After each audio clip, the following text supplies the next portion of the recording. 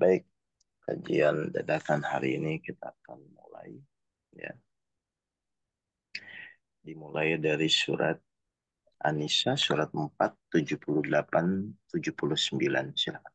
Iya, surat An-Nisa, 78, 79. ya, 78, 79. Bismillahirrahmanirrahim.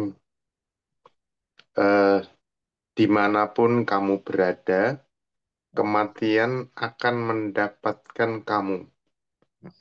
Kendati pun kamu berada di dalam beteng yang tinggi dan kukuh, Oke, jika stop ya. ya, Jadi yang harus kita sadari ya Pak Eko ya, menurut ayat ini, kemanapun kita bersembunyi atau misalnya mencari perlindungan apapun, ketika memang takdir Allah atau kehendak Allah itu adalah mengejar kita, maka tidak ada seorang pun yang bisa menolaknya. Betul nggak Pak Eko? betul, iya, Nah, berarti sebenarnya Pak, kalau sudah kita memahami ini, berarti artinya reaksi kita adalah berserah diri kepada Allah kan? Bukan iya, artinya pasrah ya Pak ya. Artinya tuh ya sudah, memang ketika misalnya kita diuji atau kita diberikan suatu permasalahan atau kejadian apapun, ya memang itu sudah menjadi takdir kita. Jadi kesadaran itu dulu dari awal. Dan harusnya kalau kita mengerti itu jadi khawatir atau takut cemas nggak Pak sebetulnya? iya, Pak. Enggak, saya ulang ya. Kan di sini Allah menyatakan, dimanapun kita berada, Bapak Ibu mau lari kemanapun, kalau memang misalnya kematian atau kehendak atau takdir Allah itu akan berkehendak, maka semua orang kan tidak akan bisa menghindarnya. Kan betul loh, Pak? Betul, ya, Nah, kalau begitu, misalnya kita kan, kadang-kadang kan manusia itu khawatir, aduh nanti takut bagaimana. Kan sering begitu kan, Pak? iya, Padahal di sini disampaikan, kita mau berikhtiar seperti apapun, kalau kejadian itu sudah datang, ya, takdir Allah itu sudah datang, berarti siapa yang bisa menolak itu? Nah, ini kan menurut saya, Bapak Ibu semua hadir juga tahu kan, Pak? Pak Eko juga tahu, saya juga tahu kan. iya, Berarti kalau begitu, kita khawatir, kita cemas tuh kenapa? Kalau misalnya kita tahu kita tidak bisa menghindar gitu loh, Pak Eko. nggak perlu cemas ya, Tat, harusnya. Itu kan, makanya itu kan aneh, Pak. Artinya tuh manusia tahu, ya kan manusia tahu kan kita kehendak datang atau takdir atau kejadian apapun yang menimpa kita datang. Kan kita nggak bisa menolak, Pak. Iya, Terus kenapa membuang-buang waktu dengan khawatir dan cemas yang sebenarnya pun kita tidak bisa menolaknya gitu loh Pak. hmm, Antisipasi boleh silahkan. Misalnya si Fulan ya punya motor udah dikunci, udah digembok, tapi setelah itu tetap misalnya tiba-tiba kemalingan kan juga tetap nggak bisa menolak juga kan. iya, Nah maksudnya itu kesadaran ini agar kita supaya lebih tenang, bukan diam ya, tapi minimal merespon kejadian dari Allah tuh harus lebih tenang. Kenapa? Karena mau bagaimana lagi ketika misalnya menurut ayat ini setiap kejadian itu kita tidak bisa menolak itu, gitu Pak. Sama iya, dengan kejadian-kejadian yang setiap hari kita hadapi pun kan kita tidak bisa menolaknya. Terus mau gimana lagi gitu loh Pak Eko. iya, Tat. Paham ya? Terus oke Iya, lanjut. Lihat ya. jika mereka memperoleh kebaikan, mereka mengatakan ini dari sisi Allah. Dan jika mereka ditimpa sesuatu keburukan, mereka mengatakan ini dari engkau Muhammad. Oke. Jadi orang kafir selalu menyalahkan siapa yang bisa disalahkan. Kan begitu ya. Terus Hmm, Katakanlah semuanya datang dari sisi Allah. Maka mengapa orang-orang munafik hampir-hampir tidak memahami pembicaraan sedikit pun? karena kalau orang munafik kan bukan mencari kebenaran, Pak, tapi mencari siapa yang bisa disalahkan, siapa yang bisa menjadi kambing hitam. Tapi paham dulu ya poin di sini ya Pak ya. Jadi semua Ya, data Allah itu ternyata tidak bisa kita tolak. Saya ulang ya, semua yang datangnya dari Allah itu ternyata kita tidak bisa menolaknya. Semua itu apa? Salah satunya kejadian yang Allah tetapkan kepada kita, kita tidak bisa menolak. Tapi kita bisa memilih, betul? Di pelajaran kemarin. Hmm, Ya. ya, Milihnya apa? Ya kalau milihnya kalau marah ya berarti Bapak Ibu memilih bersama setan. Gitu kan. Kalau sabar ya memilih bersama Allah. Makanya di 79-nya dijelaskan, silakan. eh, ayat 79. Hmm? Kebajikan apapun yang kamu peroleh adalah dari sisi Allah. Dan keburukan apapun yang menimpamu itu dari kesalahan dirimu sendiri. Oke, jelas kan menerima atau Hmm, misalnya tidak menerima. Itu ya Pak Eko ya. Jadi ya, pada diri kita, karena dasar kita kan adalah kan hawa nafsu kan Pak. betul. Jadi kan kalau baik buruk menurut kita itu kan berdasarkan hawa nafsu, betul? Iya, Sedangkan baik buruk menurut Allah itu berdasarkan petunjuk Al-Quran. Makanya Bapak Ibu jangan kaget. Kadang-kadang ya apa yang menurut kita baik, tapi menurut Al-Quran misalnya tidak baik, ya suka tidak suka kan harusnya nafsunya mengikuti. Nah di sini mulailah harusnya kita mulai belajar ternyata hidup itu hanya menyesuaikan detik demi detik antara keinginan kita dan keinginan Allah di dalam Al-Quran. Antara misalnya apa yang kita lakukan ya sesuai hawa nafsu kita atau sesuai petunjuk Al-Quran. Kan begitu. iya. Terus Kami mengutusmu Muhammad menjadi rasul kepada seluruh manusia dan mm, cukuplah Allah yang menjadi saksi. berarti nanti apapun yang Bapak Ibu lakukan ingat Allah itu akan menyaksikan ya dan akan meminta mempertanggungjawabkan apa yang Bapak Ibu lakukan. Makanya ujung-ujungnya apapun yang kita lakukan itu apakah Bapak Ibu mentaati Allah dan Rasulnya. Kan begitu aja. Iya, Jadi kebenaran itu dasarnya bukan apa yang kita pikirkan, apa yang kita inginkan. Kebenaran itu adalah ternyata ketaatan kepada Allah dan Rasulnya saat Bapak Ibu menjalani ikhtiar. Makanya di 80-nya dilanjut. ayat 80. Barang siapa menaati Rasul Muhammad, maka sesungguhnya dia telah menaati Allah. Terus, Dan barang siapa berpaling dari ketaatan itu, maka ketahuilah kami tidak mengutusmu Muhammad untuk menjadi pemelihara mereka. ya kalau udah Penjelasannya nggak gimana? ya kalau udah nggak taat ya udah kita kan cuma bisa kasih tahu. Tapi kalau tetap ngeyel kan mau gimana kan, Mbak?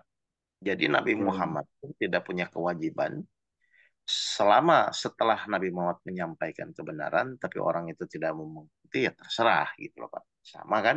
Hmm. Kita hanya menyampaikan silakan istiqomah. Tapi ketika memang dia tidak mau dan tidak mau tahu ya sudah kan tertutup atau namanya cover atau kafir kan begitu Pak Eko. Jadi Hmm.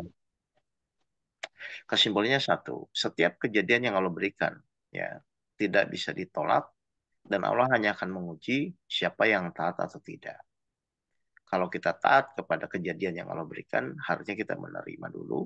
Ya, setelah menerima, silakan secara ikhtiarnya kan, tapi sudah paham ya selama ini kita diskusi, menerima bahwa ini adalah kejadian atas izin Allah dengan penuh rasa ketaatan dan kesadaran. Setelah itu memohon kepada Allah agar diberikan kemudahan. Setelah itu menjalani dengan kesabaran kan, sampai Allah memberikan keputusan. Jadi cara Allah menguji manusia itu adalah dengan menguji ketaatannya lewat kejadian-kejadian yang Allah kasih. Kan begitu kan, Pak? Hmm. Iya, iya.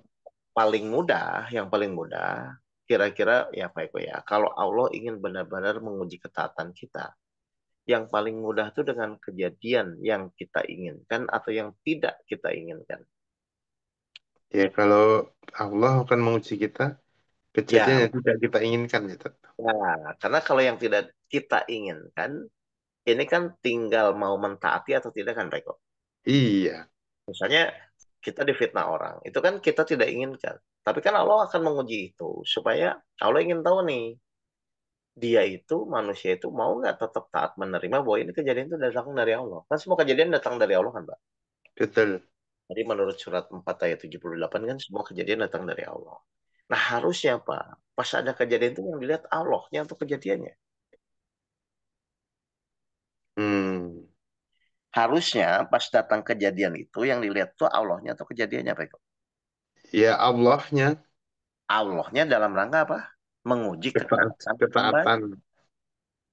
Sama ketika waktu Allah menguji iblis, ya kan, dengan disuruh sujud kepada Adam. Kalau iblis waktu itu pintar, nggak mengikuti hawa nafsunya, kan harusnya yang dilihat Allahnya kan, Pak. Allahnya.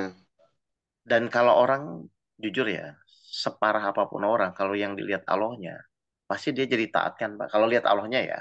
Iya, Nah, berarti kesimpulannya apa? Berarti waktu iblis tidak mau sujud, yang dilihat Adamnya atau Allahnya? Adamnya. Berarti dia sadar nggak pada waktu itu? Nggak sadar. Nah, saya simpulkannya ya. Berarti orang tidak sadar itu kenapa, Pak? Tidak taat, mentaati. Bukan, orang tidak sadar itu kenapa? Ikuti iblis ya, Tat? Enggak, waktu iblis disuruh sujud ke Adam. Kan iblis melihat Ya, Adam, kan? Kan betul. iblis melihat Adam. Sehingga dia tidak mau kan, Pak? Karena yang Ya, dilihat Adam, kan? Bahkan sampai anak khairul minkum, saya lebih baik dari dia. Berarti kan sebenarnya yang dilihat iblis kan bukan Allahnya, betul. tapi Nabi Adamnya. Nah, berarti kesimpulannya apa? Kalau Bapak Ibu mendapatkan kejadian dari Allah, terus yang Bapak Ibu lihat kejadiannya, berarti dia akan sadar atau tidak, Pak? Tidak sadar. Tidak akan sadar. Jadi orang tidak sadar tuh kenapa? Karena melihat kejadiannya, Karena tidak melihat orang, Allah. ya, karena orang itu selalu melihat kejadiannya, makanya dia tidak sadar. Hmm, Padahal jujur, kita selama hidup tuh lebih banyak melihat kejadiannya atau melihat Allahnya, Pak. kejadiannya, Tat. Jujur ya, Tat. Oh, jadi nggak sadar. Ngelihat fitnahnya, melihat omongan orang, Iya. jadi nggak sadar. Sama ketika waktu iblis disuruh sujud kepada Adam. Dia lihat Adamnya, makanya dia nggak sadar. Kalau dia kalau dia lihat Allahnya, oh ini dari Allah ya, Allah tuh ingin menguji ketaatan. Minimal kan jadi sadar harusnya dia. Betul. Nah, berarti apa yang harus dilakukan ya itu melatih bahwa tiap hari itu bahwa kita harus mengetahui Allah bahwa setiap kejadian itu atas izin Allah itu harus dilatih supaya kita menjadi kesadaran. Hmm, Karena kalau selalu dilihat kejadiannya, Bapak Ibu kan nggak akan sadar. Kan bagaimana iya. menyelesaikan, bagaimana strateginya. Padahal Bapak Ibu lupa. Yang ujung-ujungnya menyelesaikan itu tetap Allah juga. Makanya setiap kejadian, setiap permasalahan itu Allah kasih kepada kita. Agar kita tuh sadar, oh ya ini Allah yang menyelesaikan. Ini semua datang dari Allah. Jadi waktu iblis disuruh sujud kepada Adam, terus dia lihat Adamnya karena malah muncul kalimat, saya lebih baik dari dia. Kan ini bukan masalah kejadian yang kita hadapi. Ini masalahnya Allah yang memberi kan, Mbak. Iya. Ketika Allah memberi suatu kejadian, pasti kan urusannya sama Allah, bukan sama kejadiannya. Benar nggak? Iya. Pak Eko difitnah orang. Itu urusannya sama yang fitnah atau sama Allah dulu? Harusnya sama Allah. Nah itu makanya kenapa jadi melihat orang fitnahnya dulu. Ngerti nggak Pak Eko? Iya. Jadi Ya. setiap orang sebenarnya Allah sudah berwanti-wanti, sudah berkali-kali. Bahkan tadi kan di surat An-Nisa juga udah jelas di surat ayat 78-79 bahwa semua itu datang dari Allah. Lalu tujuan Allah adalah hanya ingin tahu mana yang taat kepada Rasulnya dan taat kepada Allahnya. Jadi tolong kalau Hmm. misalnya ada semua kejadian menimpa, kejadian apapun tuh, ini disadari dulu ini dari Allah. Berarti Hmm. urusan kita tuh sebenarnya kan sama Allah dulu. Nah, kenapa sama Allah? Nah, kan nanti yang menyelesaikan Allah. Maka yang dilihat Allahnya, setelah itu apa yang Allah inginkan. Misalnya dengan kejadian kita difitnah. Oh, saya harus terima dulu ini. Kata Allah harus diterima. Lalu berdoa sebagai sarana doa kita dikabulkan. Setelah itu jalani dengan kesabaran. Jadi sebenarnya nggak ada urusan dengan kejadian, Pak. Iya. Urusan kita itu adalah dengan Allah. Sikap kita kepada Allah bagaimana saat Allah memberikan kejadian. Apakah diterima atau tidak. Kalau Bapak Ibu terlalu fokus kepada kejadiannya, pasti nggak akan sadar, pasti tidak akan menerima. Tapi kalau Bapak Iya. Ibu fokus kepada ini pemberian dari Allah, pasti kita akan mulai menyadari, iya ya, memang harus diterima. Ya kan dari Allah, masa nggak diterima? Terlepas mau sesuai atau tidak sesuai. Sehingga apa? Sehingga kita dalam proses ya menjalani kehidupan ini akan semakin tenang. Karena apa? Ya kan memang nanti Allah juga yang bimbing. Allah juga yang akan menyelesaikan. Tapi berdasarkan tetap ikhtiar kita. Ikhtiar menuju apa? Ya menuju agar Allah mau menyelesaikan. Allah menyelesaikan berdasarkan apa? Berdasarkan ketaatan kita saat menjalani proses ujian itu. Cirinya orang taat apa ya? Sabar di dalam menjalani, tawakal di dalam berikhtiar, berserah diri terhadap keputusannya nanti. Nah, itu orang-orang yang taat. Maka janji Allah kepada orang yang taat adalah membukakan jalan keluar dan memudahkan segala urusannya. Kan jadi sama, jadi komplit, jadi pas, Peko. Gimana, Iya, Peko? ya. Tapi kenapa kebanyakan orang tetap nggak sadar ya, ketika dapat masalah dilihat kejadiannya dulu. Karena kebiasaan, Pak, menurut saya. Hmm, Kebiasaan. Jadi kalau orang sudah terbiasa dari dulu melihat kejadian, tanpa melihat siapa yang mengasih kejadian, pasti begitu. Makanya kan hmm, kita sekarang mulai membiasakan diri kan. Nah, karena mulai membiasakan diri dan belum terbiasa, makanya ada gagal, berhasil. Kan begitu. Sampai nanti secara otomatis akan menjadi istiqomah gitu loh, Pak. Ini cuma masalah oh, kebiasaan aja. Kayak oh, saya kebiasaan. yang biasa olahraga sama yang nggak biasa olahraga. Kan sama aja sebenarnya. Jadi Hmm, ini bukan masalah kebiasaan. Tapi insya Allah kalau Bapak Ibu memang sudah niatnya lurus, pokoknya sekarang kalau ada kejadian, lihat Allah dulu deh yang ngasih kejadian kan. Baru setelah itu ya, bukan ikhtiar. Jadi yang penting itu sebenarnya bukan kejadiannya. Yang penting itu saat diberi kejadian, Bapak Ibu tuh ingat nggak bahwa ini dari Allah. Bapak Ibu. hmm, Kalau dia iya, ingat dari Allah ya selesai harusnya nggak ada rasa harusnya ya minimal mau emosi juga insya Allah akan lebih ter, teredam kan karena oh ini dari Allah ya gitu. Jelas ya Pak ya? iya. Sip. Tambah ilmu lagi pagi Baik, ini. ada pertanyaan Bapak Ibu semua? Ada Ustadz. Oh, Wis, silakan. silakan. Ya, gimana Pak Neng? Assalamualaikum warahmatullahi wabarakatuh. Waalaikumsalam warahmatullahi wabarakatuh. Silakan Eh, Pak Ning. Sehat, Tadi Pak. sepertinya memang itu ya apa yang disampaikan Ustadz itu benar banget Ustadz. Karena memang Ah, kita selalu ingat kepada Allah itu penting banget kejadian apapun. Tapi pada mm-mm. prakteknya itu karena spontanitas ya Ustadz. Emang kita perlu latihan Ustadz.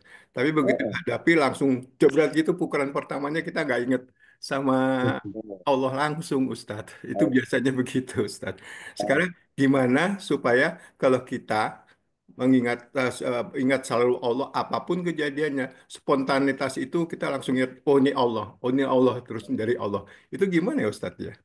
Oke, kan tadi saya bilang di surat 4 ayat 78 kan yang tadi kita bahas bahwa Hmm, ingatlah bahwa semua kejadian itu datang dari Allah, Pak. betul. Kan tadi di surat 4 ayat 78 tuh Allah menegaskan kemanapun awalnya kan Allah menceritakan kalau Allah sudah berkehendak misalnya ya, kematian dimanapun kamu berada maka tidak ada yang bisa menghindari meskipun engkau misalnya bersembunyi di benteng yang paling tinggi pun. Ya, Sebenarnya kan Allah udah ngasih tahu itu bahwa ya, mau ingat atau tidak ingat pun kan Bapak nggak bisa menolak kan. betul, betul Nah Ustadz.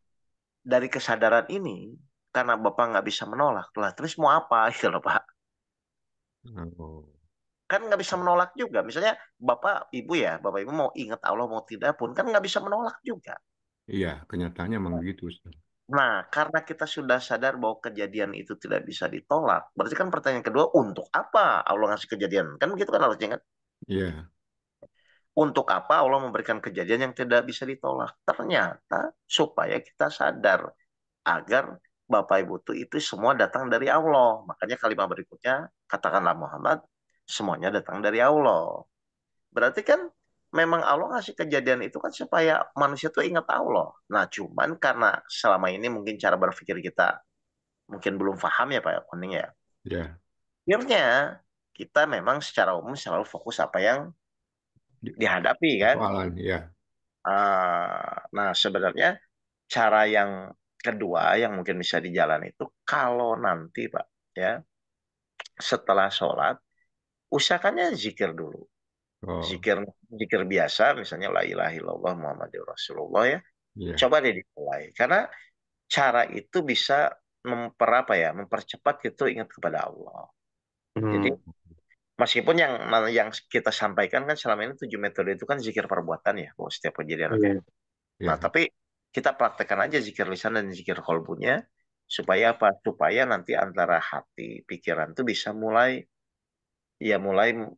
ke arah mengingat Allah gitu. Caranya salah satunya yaitu dengan berzikir itu kan nih. Oh iya, baik Ustaz. Ya, zikirnya la ilaha illallah. Baik, Baik, ada makasih Ustaz. pertanyaan lagi? Bapak Ibu? Kalau tidak itu Assalamualaikum dulu. Ustaz. Oh, silakan, silakan Bu. Ya.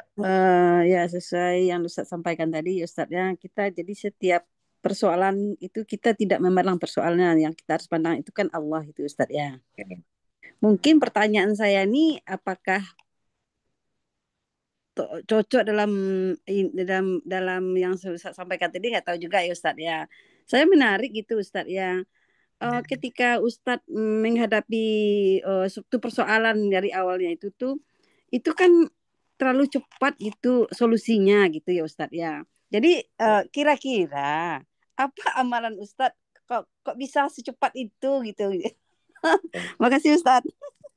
Nggak ada yang cepat Bu. Ini kan masalah kebiasaan aja. Ibu sama saya kan, misalnya anggaplah ngaji duluan sama Pak Guru kan saya misalnya. Kan Bapak Ibu juga baru kenal juga mungkin setahun atau 2 tahun ini kan Pak Bu. Iya betul. Kan saya juga sama dulu setahun, 2 tahun, 3 tahun, bahkan sekarang juga masih misalnya anggaplah gagal ada. Tapi kan yang penting tuh menyadari dulu. Makanya tadi saya bilang, yang pertama tuh yang paling gampang untuk menyadari, ingat ya, bahwa semua kejadian itu nggak bisa ditolak. Itu dulu aja. Kan kalau kita tidak bisa menghindari, terus mau cemas, mau khawatir pun kan tetap nggak bisa menghindari, mau apa? Iya betul. Yang tadi di surat 4 ayat 78 kan Iya sama, tidak akan bisa menolaknya. Terus kalau nggak bisa nolaknya, terus ngapain kita cemas? Oh, nggak bisa nolak juga kan? betul. Nah, yang kedua yang alurnya tadi, ingat bahwa buat apa sih Allah ngasih kejadian? Makanya pas Bapak Ibu diberikan ujian, harusnya pertanyaannya bukan saya ingin menyelesaikan, ini apanya apa? Kan harusnya begitu harusnya. Iya Wah, Allah ngasih kejadian nih, Allah tuh inginnya apa sebenarnya? Nah, baru kita kan otomatis jadi ingat Allah. Jadi ini cuma masalah proses perjalanan merubah kebiasaan, kan gitu aja Bapak Ibu. betul betul betul. Makin cepat, insya Allah semakin mudah. Dan kalau belum ya latihan aja, karena kan yang Allah hargai itu prosesnya. Kalau hasilnya kan tetap Allah yang memutuskan. Bapak Iya Ibu konsentrasi di proses aja, nggak usah mikir, oh saya nggak bisa nih gagal, nggak usah. Pokoknya Bapak Ibu fokus gitu kan di prosesnya saja. Masalah gagal berhasil kan itu memang namanya proses. Dan memang kerjaan kita, Mm-mm. kewajiban kita kan menjalani proses, bukan menentukan hasil. Betul. Ya, jadi dilatih aja Bapak Ibu semua. Ya, Iya iya iya iya. Oke, makasih Ustadz. sudah kalau gitu Bapak Ibu sekalian, Ya, terima kasih. Sampai ketemu terima lagi kasih, di Tat. kesempatan Ya. berikutnya. Mari kita tutup dengan alhamdulillah bersama-sama. Alhamdulillah. Alhamdulillahirabbil alamin. Terima kasih. Assalamualaikum warahmatullahi wabarakatuh. Waalaikumsalam warahmatullahi wabarakatuh.